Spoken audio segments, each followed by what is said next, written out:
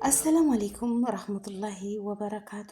ውድና የተከበራችሁ የቻናሌ ተከታታይ ቤተሰቦችን እንደምን አላችሁ? በያላችሁበት ዓለም ዳርቻ ሰላማችሁ ብዝት ትርፍ ይበል። ሙስሊም ክርስቲያን ወገኖችን አላህ ይጠብቃችሁ፣ ሀገራችንን ሰላም ያደርግልን። በየጫካው በየበረሃው ተሰደን የምንቀሩት በህገ ወጥም ሆነ በህጋዊ የሚሰደዱት የሀገሪቱ ሰላም አለመሆን እና ደግሞ እውነት በህገ ወጥ የሚሰደዱ ሰዎች በጣም እንጃ ምን እንደምላቸው። ምን ዋስትና ይዛችሁ ነው በህገ ወጥስ የምትሰደዱት? ምን ኃላፊነት አላቸው? ወላሂ ይህ በረሃ እንኳን ለሴት ልጅ ለወንድ ልጅ በጣም አስቸጋሪ ነው። ሴት ልጅ እኮ በበረሃ አትመጣም፣ በህገ ወጥ ማለት ነው። ተነገረ በድራማ መልኩ ተነገረ፣ በሁሉ ነገር ተነገረ፣ በየቲቪው ተነገረ። ምንም ሊሰሙ አልቻሉም። በቃ እንውጣና እንሞክረው። አንዳንድ አባትና እናቶችማ ምን ችግር አለ ሞክር የሚሉ አሉ። ዝም ብለው ለገንዘብ እንትናቸውን የሸጡ አይምሯቸውን ማለት ነው፣ ህሊናቸውን የሸጡ። እንደዚህ ግን ተደፍቶ ሲቀሩ በየበረሃው ማለት ነው አሞራ ሲበላቸው አፈር እንኳ ሳያገኙ ድንጋይ ላይ ቁጭ ባሉበት ባረፉበት ህይወታቸው እያለፈ ማለት ነው። እንደው ቢቀርስ ወገኖቼ፣ እናንተ እኮ ስኖሩ ነው የሚያልፈው። በዚህ ስደት ላይ የምትሰደዱት ያሞት ያሽረት ብላችሁ ነው መንገድ የምትገቡት። እኔ ተሞትኩኝ ሰርዶ አይብቀላለች። አይ እውነት ነው። እናንተ እኮ ህይወታችሁ ሲኖር ነው ሁሉ ለቤተሰብም ለዛም የምትኖሩት። እናንተ ስትኖሩ ነው። እናንተ ትለላችሁ እኮ የለም ሁሉም ነገር አለቀ። ገባችሁ አይደለም? የምኖረው ሚስጥር እናንተ ስትኖሩ ነው። እርዳታም ሁሉም ነገር ብታደርጉ እናንተ ተለላችሁ እሳ ሁሉም ነገር እኮ ያከትማል። መጀመሪያ ለራስ ነው። በህጋዊ ነገር ሞክሩ፣ በህጋዊ ተሰደዱ። ህጋዊ መታችሁ ደግሞ አንገታችሁን ደፍታችሁ መስራት ነው ያለባችሁ። ሁሉን ነገር ተቋቁማችሁ። ወላሂ አንዳንድ እህቶችም ህጋዊ መጥተው ስራ ከበደኝ እንደዛ አልኩኝ ሴትዮዋ እንዲያረገች። ወላሂ ላዚም 6 ወር 7 ወር ድረስ ስራ ያንገበግባል፣ ይርባል። በጣም ሰዓብ ነው የሚሆነው። ገባችሁ አይደለም? 6 ወር 7 ወር እስከ 4 ወር ያለው ጊዜ በጣም የፈተና ጊዜ ነው። እናንተ አዳዲስ የምትመጡ ማለት ነው። ወዲያው እኮ እንደመጣችሁ በቃ ዛሬ ሆኖ አይሆንም። ወላሂ ካልታገዛችሁ ማንኛውም ሰራተኛ አዲስ ቤት ስንገባ ማለት ነው። አዲስ ቤት ስንገባ በቃ እንዴት ነው መቆምን በቃ እግራችን እስከሚያብጥ ድረስ ተነሱ ፊት አለን መታየት አለብን። እነሱም ጎበዝ ነች አይደለችም ብለው የሚፈትኑበት ሰዓት ነው። አታ ምግባችንን ሁሉ ነገራችን የሚከታተሉበት ሰዓት ነው። በዛ ሰዓት እናንተ ጥንክር ብላችሁ ያችን ጊዜ በቃ ያልፋል። እንቅልፍ እንደሆነ እንቅልፍ የሚያስቸግር ከሆነ እንደዛ እየተቋቋማችሁ በቃ በምንም እያላችሁ መታየት አለባችሁ። ይከብዳል። በቃ አንዳንድ እህቶችን ያልቻልኩም ወይም እንዲበሉኝ ወይ ሀገሬ ልመለስ ወይ ለማንኛውም ብዬ ነው እንደዚህ ተንገበገብኩ እንደዚህ ሆንኩ። ሁላችንም ወላሂ እኔ እዛ ሀገር ስመጣ በጣም ትንሽ ልጅ ነበርኩኝ። ወላሂ በዛ ላይ ቅጭጭ ድቅቅ ያልኩኝ በቃ ትንሽ ልጅ ነበርኩ። ግን ሴትዮ ሁልጊዜ ታየኛለች ተደብቃ እንደዛ። አንዳንድ ቀን አያታለሁ እኔ እንዳላየሁኝ ጸጥ እላለሁ። ስራ አይቶል እሷ እንደውም እንዲህ ስልሳያት ትደብቅ አያታለሁ። ተነስታ ተንቅልፏ ወላሂ ነው የምላችሁ ተንቅልፏ ተነስታ እኔን ለማየት ትመጣለች። ተፎቅ ማለት ነው። እየሰራች ነው አልሰራችም። እኔ ግን የማነሳው ምንጣፍ እንደዚህ ትልቅ ምንጣፍ ጠቅልሌ አንስቼ እንደገና ወሉሌ አነጥፈዋለሁ ምንጣፉን ማለት ነው። ከዛ አንድ ቀን ራሷ ተናገረችኝ። ያ ፋጡማ ሐራም ላትሽሊ ሁልጊዜ አታንሺ ይሄንን አለችኝ። ከላይ ጥረጌ በሳምንት አንዴ አንሺው ፍራሹን ይሄ ምንጣፉን። እሺ አልኩኝ። በዛ በሳምንት ለመርኩ ማለት ነው። ከዛ በኋላ ደግሞ ጥፍ ማድረግ ጀመርኩኝ እና ማንሳት መጠቅለሉን በቃ ተውኩት። ገባችሁ አይደለ ወገኖቼ? አዲስ ስንሆን እንደዚህ በቃ ንጽህናችንን ራሳችንን ጎበዝ በቃ ወገባችንን ሆዳችንን እስከሚያልፍ ድረስ ነው እኮ የምላችሁ። እስከሚያልፍ ድረስ ከለሚለምዱ ድረስ ወላሂ። አረቦች ደግሞ ተከታትለው ታዩዋችሁ በኋላ በቃ ኃላፊነት ነው የሚሰጧችሁ ማለት ነው። ለእናንተ ሰራችሁትም አልሰራችሁትም አጸዳችሁትም አላጸዳችሁትም በቃ ለእናንተ ኃላፊነት እናንተ ናችሁ ኃላፊነታችሁን ተወጣችሁ የምትሰሩት ማለት ነው። እና ሁሉም ፈተና ታይፈተን እዚህ ደረጃ የደረሰ የለም ወላሂ።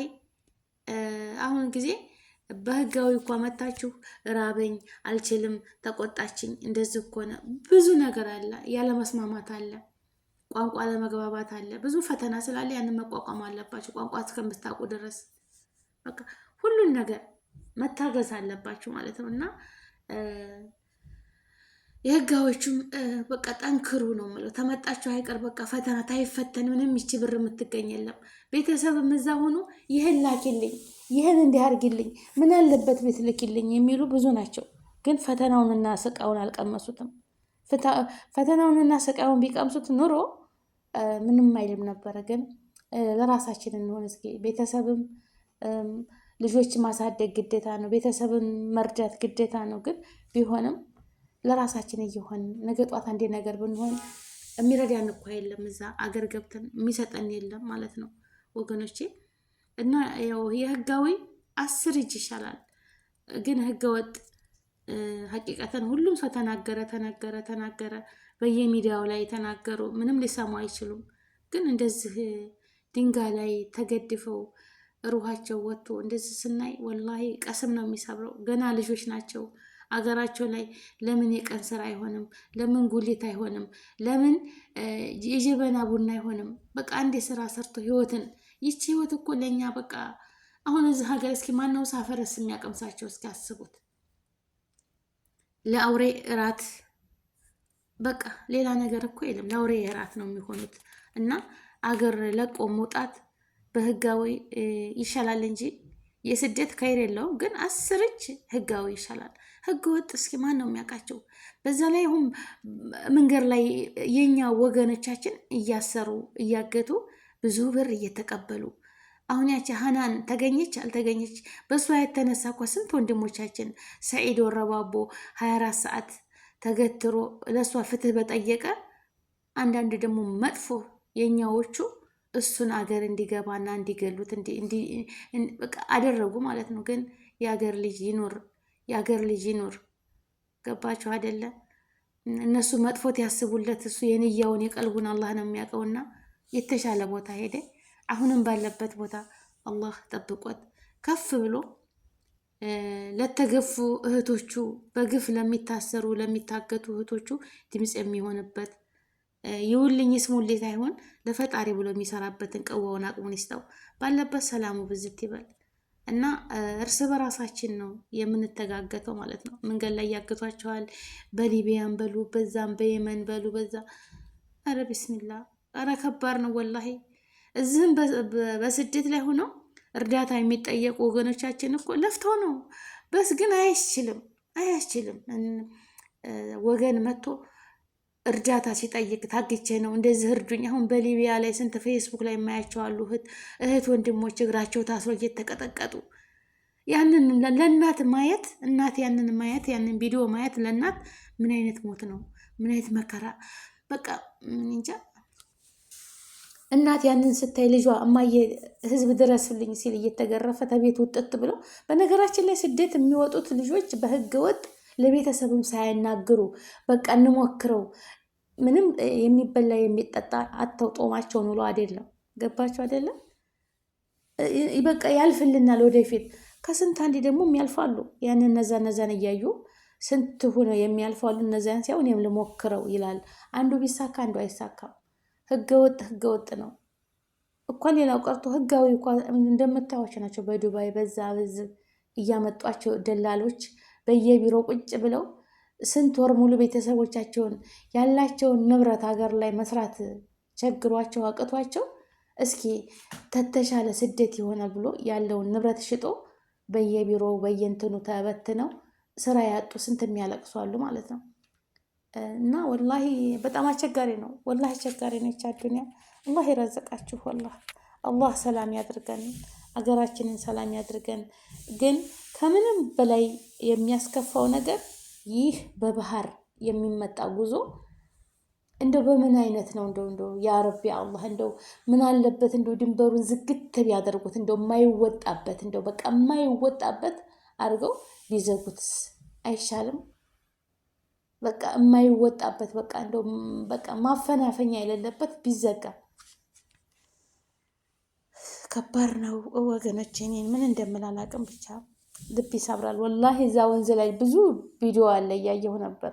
ወንዝ ላይ እግራቸውን ዘርግተው እህቶቻችን ዝም ብለው በልብሳቸው ላይ ውሃ ያፈሳሉ እየታጠቡ ማለት ነው። እንግዲህ የሚቀይሩት የለ ምን የለ እዛው ልብስ ላይ ብቻ ውሃ እንደዚህ ፊታቸውን እየታጠቡ ወንዝ ላይ እግራቸውን ዘርግተው ማለት ነው። አቅም አንሷቸዋል፣ በቃ አቅም አንሷቸዋል። እንዴ እስኪ እኛን እንኳን ካልበላን ካልጠጣን እንዴት እንንቀሳቀሳለን ወገን ማለት ነው። ራሴ ቁርስ ታልበላ እራት ታልተበላ ምሳ ታልተበላ እንዴት ነው የምንንቀሳቀሰው? ውሃ ታልተጠጣ የሰው ልጅ ውሃ ደሩሪ አስፈላጊ ነው። የበረሃ ደግሞ ጉዞ ታውቃላችሁ። እንደዛም ሆኖ ደግሞ ገባን ሲባል እዛ ሀገር ይህን ላኩልኝ፣ ይህን አድርጉልኝ፣ ይህን እንዲያርጉልን፣ ይህን እንዲያርጉልን እያሉ መከራና ስቃይ የሚያሳዩ ስንት ሰዎች አሉ። የሀገር ልጅ እንደው አላህዬ ከመጥፎ ነገር ሁሉ ይጠብቃችሁ። አላህ ነጃ ይበላችሁ። ሰላማችሁ ብዝት ይበል። አገራችንን ሰላም ያደርግልን። ከመጥፎ ነገር ሁሉ ይጠብቀን። እኔ ሌላ ምለው ነገር የለንም። አላህ ይጠብቃችሁ። አገራችንን ሰላም ያደርግልን። በህገ ወጥ የምትሰደዱ ወገኖች ቤተሰቦችም ካሉ እንዳትመጡ በሏቸው። ወላሂ መቼም አይሰሙም። ምንም ነገር ቢመጣ አይሰሙም። በህገ ወጥ አትሰደዱ ቢባሉም አይሰሙም። በቃ ገብተን እንሙት ሆነ ስራቸው እና አላህ ይጠብቃችሁ። እንግዲህ ምንም ማድረግ አይቻልም። አውቀው የገቡ ምንም ያሞት ያሽረት ብለው ነው እነሱም የሚገቡት ማለት ነው። ያሞት ያሽረት ያናልፋለን ያናልፍም ብለው ወስነው ነው። እነሱም እኮ ያውቁታል። ግን በቃ ደግሞ እየቀረጹም የሚቦስቱት ሰዎች ቪዲዮ እየሰሩ የሚቦስቱት ለቤተሰብም ያው እርም ያውጡ ነው። ሌላ ነገር የለም። ይኖሩ ይሆን ቤተሰብም እንደዚህ አይቶ ፎቶውን አይቶ እርማቸውን ያወጣሉ። ግን ስደት ባትወጡ ባይነኝ። አገራችንን አላህ ሰላም ያደርግልን። በህገ ወጥ ስደት ባትሰደዱ ባይነኝ።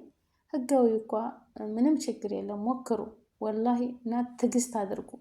ካልተስማማችሁ በጣም የሚያሳኩራችሁ ከሆነ ወደ መክተብ መቀየር እንጂ ግማሾቹ በቃ እንጃ ብዙ ነገር አለ። እህቶቻችን ብዙ አደጋ የሚደርስባቸው ብዙ የሚደበደቡ አሉ። ብዙ ብቻ ይቻ ዱንያ ከባድ ነች።